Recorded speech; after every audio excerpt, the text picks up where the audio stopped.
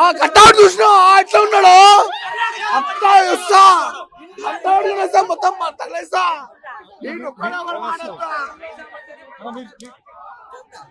Hello చూసినట్లయితే ఇక్కడ చాలా మంది ఫ్యాన్స్ అయితే ఆగ్రహ జ్వాల వ్యక్తం చేస్తారు.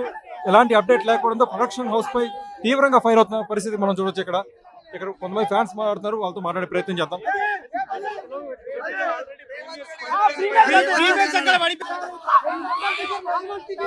నార్మల్ టికెట్ రేట్ పెట్టినా సరే 1000 కోట్లు కొలుతాం.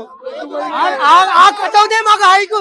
పొద్దు నుంచి ఎలాంటి అప్డేట్ లేదు. ఇది ఫ్యాన్స్ ఎమోషన్స్ ఆడుకోవడమే కదా. చాలా చాలా ఇబ్బందిగా ఉంది. కనీసం ఒక్కది కూడా ఏది చెప్పట్లేదు. కనీసం ముందు అన్ని ప్రీమియర్స్ ఇచ్చారు, అన్ని ముందు వదిలేరు. ఎప్పుడో 3 నెలల ముందు ట్రైన్లు వదిలేరు. కనీసం టికెట్లు లేదన్న జాగ్రత్తగా చూసుకోవాలి కదా. క్లారిటీ ఇస్తలేదు మాకు. ఫస్ట్ ఆంధ్ర రాష్ట్రంలో షో పడింది కానీ ఇక్కడ వల్లేదు, క్లారిటీ ఇస్తలేదు, ఏమి ఇస్తలేదు. మొత్తానికి 5 గేట్ల కూడా వెయిట్ చేస్తాను. ఏం చెప్తాం మరి. జియో టికెట్లు హైకి ఇవ్వకపోతే అక్కర్లేదు. నార్మల్ టికెట్ రేట్ పెట్టినా సరే 1000 కోట్లు కాదు.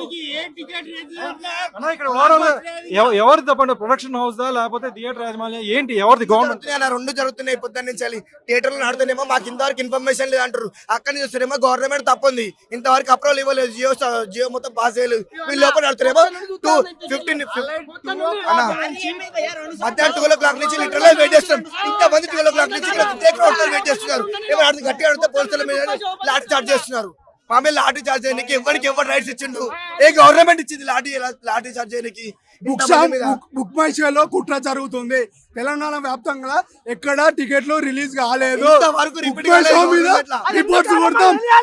బుక్ మై షో ఛానల్ మొత్తం పడిపోవాలని ప్రభాస్ ఫ్యాన్స్ అందరం కలిసి తెలంగాణ ధర్నా చేస్తాం. ఇది బుక్ బై షోలో కాదు, తెలంగాణ వ్యాప్తంగా మొత్తము ఇక్కడ తెలంగాణ ఫ్యాన్స్ అందరికి అన్యాయం జరుగుతుంది.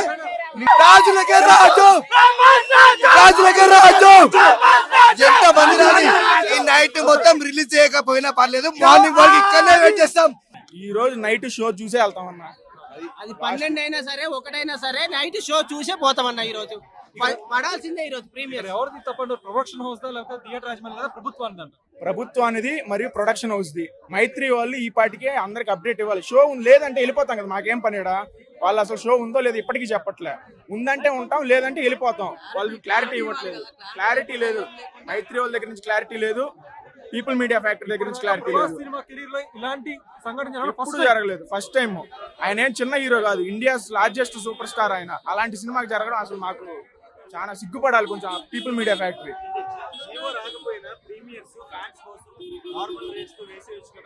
వేసేయచ్చు మరి. ఆ కాల్ కానీ తీసుకోవట్లేదు కదా పీపుల్ మీడియా ఫ్యాక్టరీ. ఈ నిందా పీపుల్ మీడియా ఫ్యాక్టరీ.